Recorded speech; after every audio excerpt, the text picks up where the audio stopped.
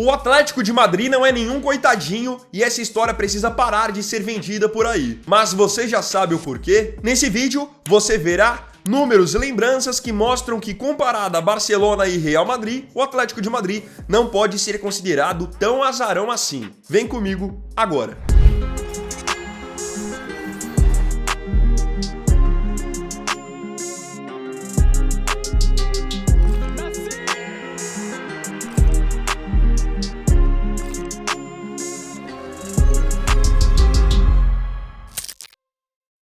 Nos últimos anos, você com certeza se acostumou com o discurso de que o Atlético de Madrid é o coitadinho do futebol espanhol, porque por muitas vezes tenta disputar, mas acaba sendo ofuscado, tanto na bola quanto pela mídia, pelo Real Madrid e pelo Barcelona, que de fato são times mais populares, são times mais vitoriosos, mais tradicionais.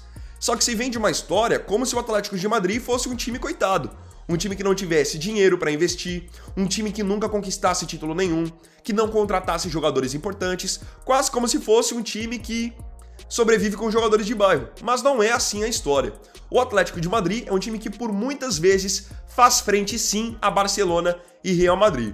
Merece ser muito mais respeitado e ao mesmo tempo muito mais cobrado. E eu vou mostrar o porquê. Desde o início da era Diego Simeone, lá em 2011, sempre houve esse discurso de que o Atlético de Madrid era o azarão, era a ovelha negra, só que não é bem assim, ele não tá tão atrás do Barcelona e do Real Madrid quanto parece. É que aquilo, o Barça e o Real, são os times da mídia, são os times que, de fato, acabam vendendo, tanto pela imagem quanto pelo futebol, no mundo inteiro. Isso é um fato.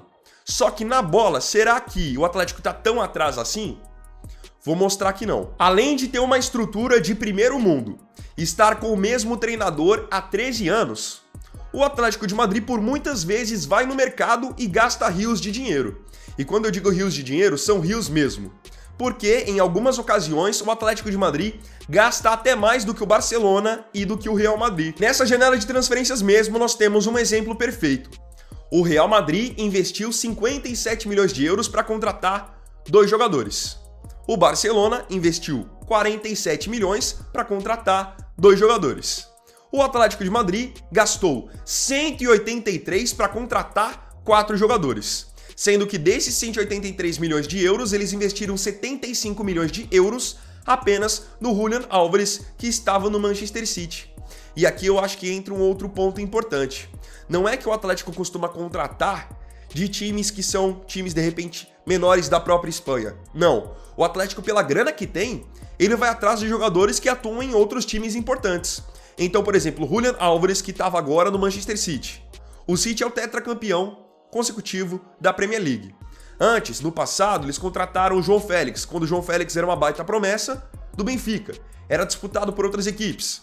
Contrataram agora mesmo, nessa semana, o Gallagher, que estava onde? No Chelsea, um dos times mais importantes da Inglaterra. Então não é que eles montam seu time com jogadores ali menores da própria Espanha. Não, eles contratam jogadores que jogam até por seleções internacionais. Pegando em outras temporadas, ainda falando de valores. O Atlético de Madrid, pegando aqui nos últimos anos, chegou a gastar 127 milhões de euros no João Félix, quando ele estava no Benfica. Pagaram 72 milhões de euros no Thomas Lemar, quando ele estava no Mônaco. Pagaram 35 milhões de euros na contratação do Matheus Cunha, quando ele estava no futebol alemão. Então aí fica o questionamento. Falta grana ou falta estratégia? A grande questão que pra mim parece que no fim diferencia o Atlético de Madrid do Real Madrid e do Barcelona é essa questão da estratégia na montagem do elenco. Porque o Atlético por muitas vezes gasta até de maneira exagerada com jogadores que não vão fazer tanta diferença assim no seu time. Pelo menos é da maneira que eu enxergo.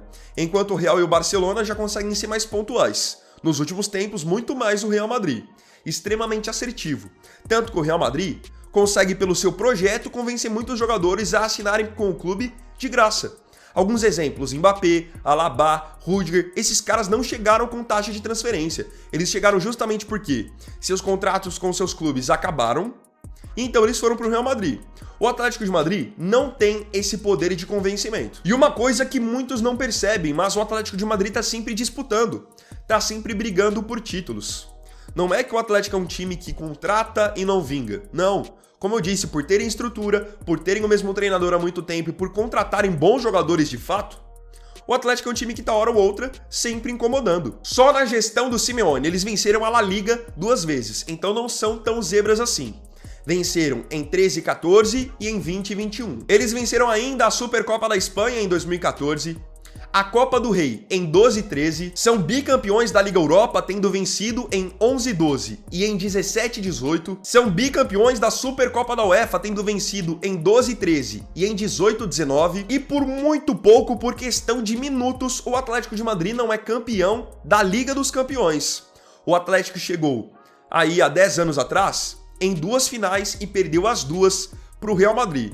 E não é que perdeu porque foi amassado, nada disso. Em uma das finais, o Atlético fez 1 a 0 e depois o Real Madrid empatou no finalzinho com o Sérgio Ramos. E na outra, na final, o Atlético de Madrid teve um pênalti que o Griezmann acabou batendo no travessão.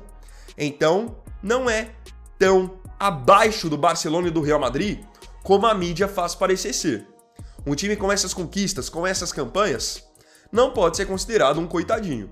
Vamos ser justos. Então o que eu quero dizer não é que o Atlético de Madrid tem que ser tratado como o grande favorito, porque de fato ele não é, mas merece ser tratado mais num patamar de igualdade, por tudo que tem feito, pelo trabalho construído e pela grana que investe também.